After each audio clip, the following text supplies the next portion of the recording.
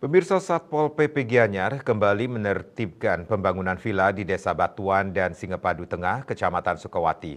Penertiban villa di Kecamatan Sukawati ini dikarenakan belum mengantongi izin.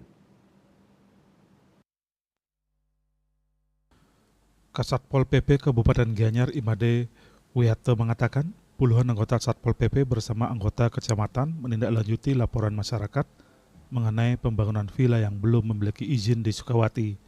Ini meliputi satu villa di lokasi di Desa Batuan dan Singopadu Tengah. Wiyate menjelaskan, pengelola atau penanggung jawab villa tersebut telah menandatangani surat pernyataan belum bisa menunjukkan izin penyelenggaraan bangunan gedung PBG. Selanjutnya, pengelola villa diarahkan menghadap kantor Satpol PP Gianyar guna mendapatkan pembinaan.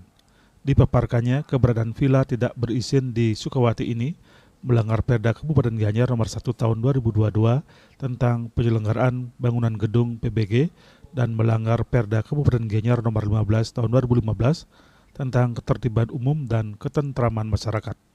Menurut Kasatpol PP, pemerintah telah mempermudah pengurusan izin dengan sistem OSS sepanjang perlengkapan telah dipenuhi.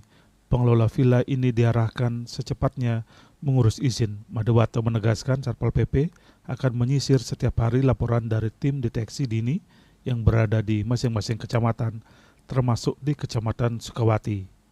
Wirnaya Bali Pos melaporkan.